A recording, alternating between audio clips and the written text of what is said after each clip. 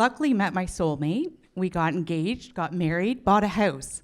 So what's the next thing typically in life?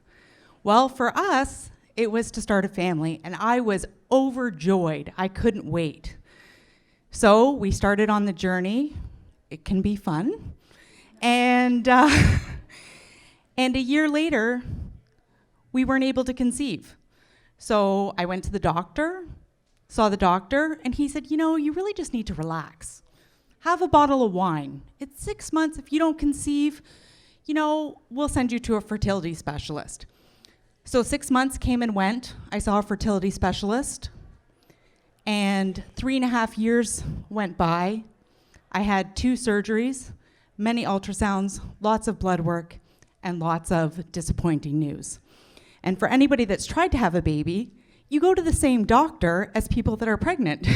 And you sit in the waiting room with beautiful pregnant women that are glowing, and it's something you're not able to do. And I won't ever forget that moment that I sat in the doctor's office, and he looked at me and said, "You're never going to be able to have a baby." And for me, that was the most devastating news. I mean, I had dreamt about it, dreamed of it, couldn't wait to do it. Everything went into slow motion. I left the doctor's office, and everything kind of became a blur. Well, 24 hours later, a miracle happened. I received a phone call to adopt a beautiful baby boy. And 3 months later, on September 15th, 2006, I became a mother. It was the most joyous moment of my life, and it was extraordinary. And I know this sounds crazy, but even though I was told I was never going to have a child, many people after they adopt their first child conceive naturally. So I thought that I would. And 2 years later, the urge to become a mother again was so great, and unfortunately, I hadn't conceived, but I got my second miracle. I received a beautiful baby girl on December 13th, 2008. That might be wrong. Yes, 2008, that's correct. Sorry. And so anyways, now I was the proud mother of a 3-year-old boy and a 19-month-old baby girl. Now, one of the things when you adopt is it takes a while to gel. They don't come out hearing your voice for 10 months, knowing you, so it takes time to gel as a family. So when our daughter moved in, we noticed some quirks, idiosyncrasies, if you will. And we chalked it up to a new environment. After being with a foster family for 18 months, we thought that was certainly what was happening.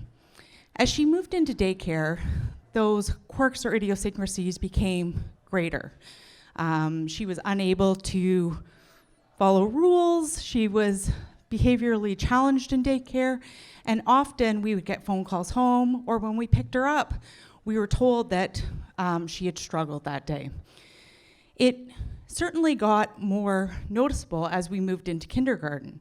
And I will tell you, schools are for typical children, average children, people that are social and perhaps are that round peg that fit into that round hole. Well, my daughter was not one of those children. So after, a couple of years, we decided to go down the diagnostic route. I did try self-diagnosing, and I identified with the Googling, probably not a good idea, especially as a mama bear. And eventually, we got our first diagnosis. And our daughter was diagnosed with oppositional defiance disorder, and it was a challenge. The problem is that those behaviors didn't come home.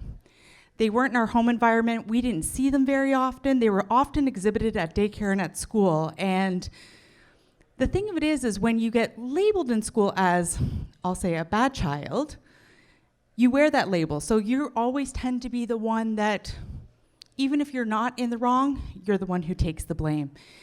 And it affects kids socially. They're not invited to birthday parties. They're not asked for play dates. They're not incorporated into the social dynamics of school. And that is really hard as a parent to watch your child struggle like that, because to be honest with you, I saw her as perfect. And perfection was quite an interesting topic tonight, and it's not necessarily the best way to look at things, but for me, she was the most beautiful thing in the world, and she was so smart and so witty that often educators thought she was just being bad on purpose. And although we had this diagnosis, it didn't make much of a difference. So 3 years later, she goes into grade 4, and your responsibility changes at school. You're expected to sit at a desk longer. You're expected to be more focused and work. And honestly, that's when things spiraled out of control. We lost a daycare provider. We were constantly getting calls home. But the straw that broke the camel's back was the day that I unpacked her backpack and I saw a cue card that was written that said, "I'm bad. I have no friends. Nobody likes me. I can't breathe. Life feels impossible." At that moment, I knew that it was imperative that I take drastic change. Now, I'm a person that believes in action and truly believes in getting into the solution versus the problem. So I went into the school, I removed my daughter from the school, and I didn't know what I was going to do. I didn't know if I was going to homeschool. I didn't know what I was going to do. All I knew is that her self-esteem, her self-worth, and everything about her needed my help. So 3 weeks later, many phone calls, talking to the school board, we were able to achieve so much. Now, what the school board doesn't tell you is there's many options for kids. They don't have to go to school from 9 to 3. They can go into what's called a learning commons. They can do half days. They can do many options. So the school recommended that we go through a psychoeducational assessment, which we did. And we got her into what's called a KIP program, where she moved into a classroom in grade 5 that had 4 adults, 5 kids that worked on social skills as well as education so that she could learn how to be in her environment and succeed. She's the youngest child that was ever brought into the program.